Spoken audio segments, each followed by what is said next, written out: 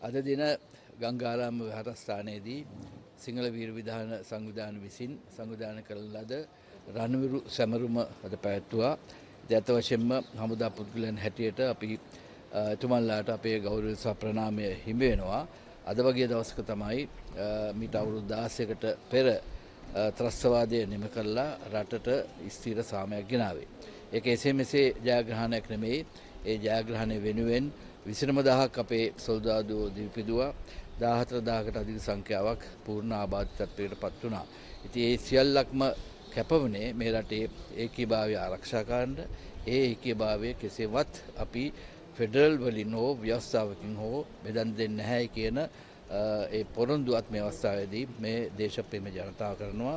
අද මොනතරම් දේශප්‍රේමී ජනතාව උනන්දු වෙලා තියෙනවද නැත්නම් ජාතික හැඟීම කියන එක වර්ධන වෙලාවද කිව්වොත් ඒ වර්ධනය තුළින් ජනාධිපතිගේ ආකල්ප සහ හැසිරීම් පාව වෙනස් කරන්න පුළුවන් ශක්තියක් මේ බලවේගයට ලැබිලා තියෙනවා. ඉතින් මම හිතනවා ඉදිරියේදීත් මේ වගේ ජාතික හැඟීමක් ඇති දේශප්‍රේමී ජනතාවක් අපි දිගින් දිගටම තියාගෙන හිටියොත් අපේ රටත් දියුණු කරන්න පුළුවන්. අපේ රටේ ඒකීභාවයත් ආරක්ෂා කරන්න පුළුවන්.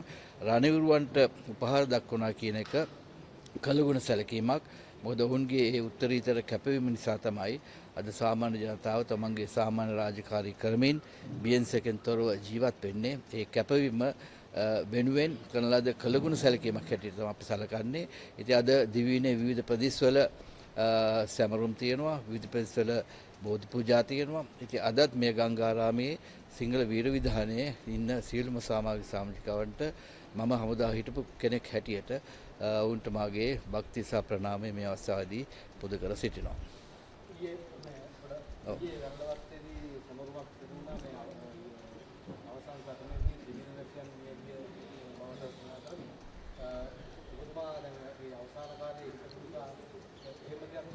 වැල්ලවත්තේ සැමරුම සිවිල් වැසියන් වෙනුවෙන් නෙමෙයි. ඇත්ත වශයෙන්ම මේ සැමරුම කළේ අපි දන්නවා මහාවීර දිනය කරන වගේ මේ ත්‍රස්තවාදීන් තමයි සමරන්නේ. ඒතකොට ත්‍රස්තවාදීන් සමරන්න වෙනත් රජවල් යටතේ කවදාකවත් කොළඹදී එකට ඉඩ දුන්නේ නැහැ. නමුත් මෙතෙන්දී කොහොමද පොලිස් ආරක්ෂාව මැද්දේ ඒ වගේ ත්‍රස්තවාදීන් සමරන්නට ඉඩ දුන්නේ කොහොමද කියන ප්‍රශ්නේ අපේ මතුවලා තියෙනවා.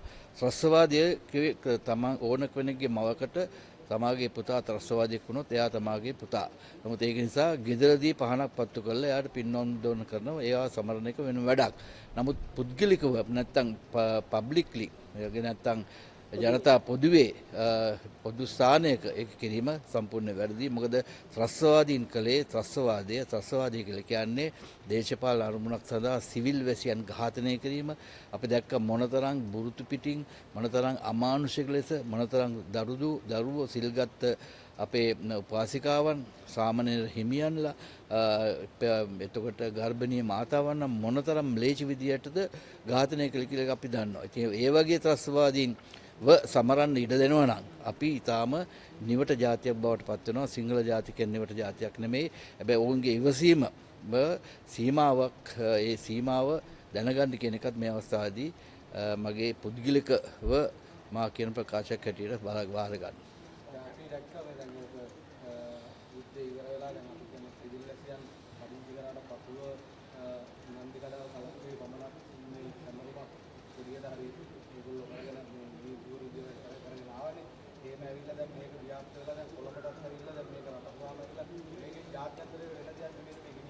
ඔච්චර තමයි ජාත්‍යන්තරයේදී අපි දන්නවා 46.1 කියන ජෙනීවා යෝජනාව අනුව අද වෙනකොට ජාත්‍යන්තරයේ ජෙනීවා වල බාහිර යාන්ත්‍රණයක් ක්‍රියාත්මක වෙනවා. ඉංග්‍රීසියෙන් කියන්නේ එක්ස්ටර්නල් මෙකැනිසම් කියලා. ඒ තුලින් ඇත්ත වශයෙන්ම යුද්ධයට නායකත්වය දුන්න දේශපාලකයන් සහ යුද විරුවන් දේශපාලන සහ යුද නායකත්වය ඇත්ත වශයෙන්ම ජාත්‍යන්තර යුදාධිකරණයට ගෙනියන්නට දැන්ටමත් සකස් වෙලා ඉවරයි. දැන්ටමත් සාක්ෂි එකතු කරනවා. ඉතින් ඒ වලට කරන ඒවලට කරන උඩගිඩි දීමක් හැටියට තමයි මේ වගේ දේවල් දකින්න. මේක රජයේ මැදිහත් වෙලා ඊටාම දැඩිව ක්‍රියාත්මක කළා නවත්තන්න ඕන. නමුත් අපි දැක්ක පොලිස් ආරක්ෂාත් මේකට දීලා තියෙනවා. ඒක ඊටාම අවාසනාවන්ත තත්ත්වයක්. ඉදිරියේදී සම්බන්ධයෙන් අපි රාජ්‍ය සමග කටයුතු කරන්න බලාපොරොත්තු වෙනවා.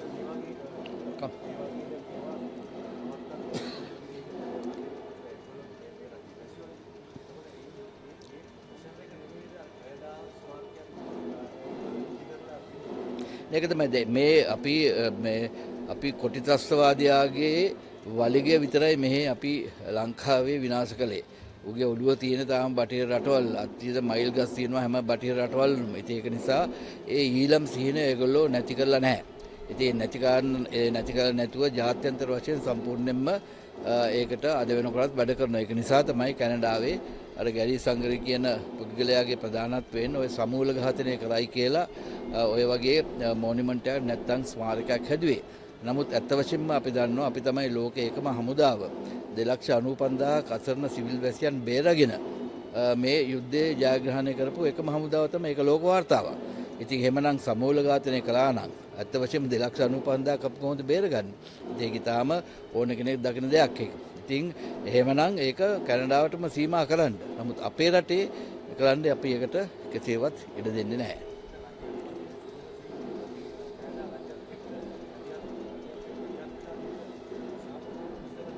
නම හිතන රජයේ ඇත්ත වශයෙන්ම මේ කැනඩාවේ තානාපතිව ගෙන්නලා ඒක සම්පූර්ණයෙන්ම ඒක ප්‍රතික්ෂේප කරලා තියෙනවා. ඒක කරපු ගාව හෙලාද කරලා තියෙනවා. නමුත් ඒක ජාත්‍යන්තර ජාලය. ඉතින් අද ඒ කොටි ඩයස්පොරාව අද ලංකාවෙත් ඇවිල්ලා ඒගොල්ලන්ගේ මොනවාද ඒගොල්ලන් පුරවැසිකම භාවිතා කරගෙන ලංකාවේ විවිධ දේවල් කරනවා. ඒක නිසා තමයි අපි බොහෝ අයගේ අපේ රජයක් යටතේ බොහෝ පුද්ගලයන්ගේ බොහෝ කොටි සංවිධානවල තහනමක් අපි පැනෙව්වේ. ඒ තහනම දැන් බොහෝ දුරට මේ රජය විසින් ඉවත් කළා තියෙන එක හරි වැරදි. මොකද මේ රටේ ව්‍යවස්ථාවට අනුව රට බෙදන්න බෑ. ඒ රට බෙදන කවුරු හරි කතා කළොත් එයාට දැඩිව දඬුවම් කරන්න පුළුවන්. ඉතින් ඒක අනිත් ජනතාවත් දැනගන්න ඕනේ. මේ වගේ සංවිධානයක් දැනගන්න ඕනේ. රජය මේ තුලින් දැඩිව පියවර ගත්තොත් අපිට පුළුවන් වුණා අපේ රටේ ඒකීභාවය ආරක්ෂා කරන්න. ඒකීභාවය ආරක්ෂා කරන්නේ නැත්නම් මොනතරම් අපි ඉදිරියේදී රනිවුරු සරණුන් තිබ්බත් අපිට එකෙන් පළක් වෙන්නේ නැහැ. මොකද ඔවුන්ගේ කැපවීමේ අගය තියෙන්නේ මේ රට එක රටක්ව තිබ්බොත් පමණයි.